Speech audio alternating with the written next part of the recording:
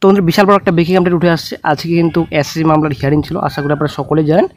SSC যে এই যে 22 লক্ষ ওএমআর কপি, তো 22 লক্ষ ওএমআর সিট প্রকাশিত করা হবে কিনা একটা গুরুত্বপূর্ণ আপডেট উঠে আসছে। কোর্ট কি রায় দিয়েছেন অবশ্যই বন্ধু ভিডিও সম্পূর্ণ দেখুন, শেষ পর্যন্ত দেখুন। চ্যানেল নতুন দর্শক অবশ্যই চ্যানেলটিকে সাবস্ক্রাইব করুন, সঙ্গে অল সরকার এবং প্রতিনিয়ত যে কোনো সরকারি বিষয়ে সবার আগে চাকরির খবর আপডেট পাওয়ার জন্য।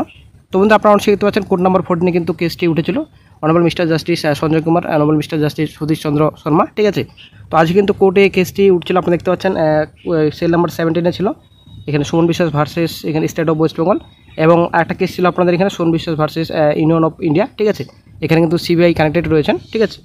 তো বন্ধুরা এই মুহূর্তে একটা বিশাল বড় ব্রেকিং আপডেট উঠে আসছে, কেস কিন্তু ডিসমিস করা হয়েছে, ঠিক আছে।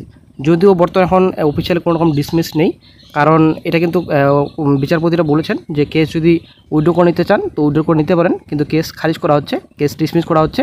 এটা কিন্তু বিচারপতি থেকে একটা গুরুত্বপূর্ণ আপডেট উঠে আসলো। তো বন্ধুরা আসলে একটা বিশাল বড় ব্রেকিং আপডেট, এই যে রিভিউ পিটিশনের ভবিষ্যৎ কিন্তু আর থাকলো না।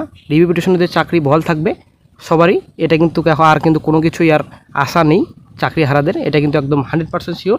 তো অনেকে কিন্তু আশা ছিল যে মোটামুটি রিভিউ পিটিশনে 80% কি 90% কি 70% আশা যে রিভিউ পিটিশনে যোগ্যদের চাকরি বহাল থাকবে। এটা কিন্তু আজকে নিশ্চিত হয়ে গেল যে রিভিউ পিটিশনে কোনো রকম কিন্তু চাকরি বহাল থাকছে না কারো, এটা কিন্তু অনেকটাই নিশ্চিত। কারণ আজকে যে শুনানি হলো, শুনানিতে কিন্তু পরিষ্কার বোঝা গেল রিভিউ পিটিশনের বর্তমানে এখন কোনো ভবিষ্যৎ নেই, টোটালি পরিষ্কার ভাষায় কোনো রকম ভবিষ্যৎ নেই, ঠিক আছে। বিচারপতি সঞ্জয় কুমার স্যার কিন্তু পরিষ্কার বলে দিলেন আজকে যে এর আগে অনেকবার শুনানি হয়েছে, এই 26 চাকরি বাতিল, হাইকোর্টেও শুনানি হয়েছে, হাইকোর্টও চাকরি বাতিল করেছেন, এবং সুপ্রিম কোর্টও অনেক দিন ধরে শুনানি হয়েছে, তো সুপ্রিম কোর্টও কিন্তু চাকরি বাতিল করেছেন। তো এখন আর কিন্তু কোনো রকম আর শোনা হবে না, অনেকদিন ধরে কিন্তু কেস চলেছিল কোর্টে, আর কিন্তু কোনোভাবেই কোনো কিছু শোনা হবে না।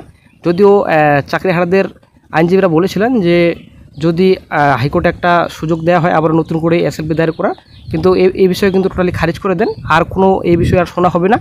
এই যে একটা মামলা রয়েছে, এই মামলা কিন্তু টোটালি খারিজ, ঠিক আছে। এই বিষয়ে আর কোনো রকম আর শোনা হবে না কোর্টে, এটা কিন্তু পরিষ্কার জাস্টিস সঞ্জয় কুমার স্যার বলে দিলেন আজকে।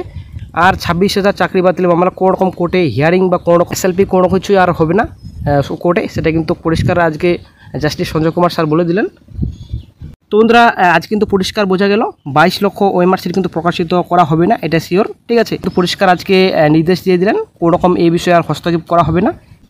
অ্যাকচুয়ালি বন্ধুরা আর 22 লক্ষ ওএমআর সিট প্রকাশিত হচ্ছে না, এবং সরকারের উপরও কোনো রকম কিছু ফোর্স করা হবে না যে ওএমআর সিট প্রকাশিত করা হোক, টোটালি কিন্তু কেস ডিসমিস করা হয়েছে, খারিজ করা হয়েছে। তারপর যে নোটিফিকেশনের বিরুদ্ধে মামলা, আশা করি আপনারা জানেন, এই যে আপনারা অনেক দেখতে পাচ্ছেন এই state of West Bengal Suman বিশ্বাস, ঠিক আছে। এই কেসটি কিন্তু করা হয়েছিল নোটিফিকেশনের বিরুদ্ধে, তো এটাও কিন্তু খারিজ করা হয়েছে, দুটো মামলায় কিন্তু খারিজ করা হয়েছে। এই বিষয়ে আর কোনো রকম কোনো কিছু শুনবেন না সুপ্রিম কোর্ট, সেটা কিন্তু ক্লিয়ার আজকে পরিষ্কার দেওয়া হলো এই বিষয়ে।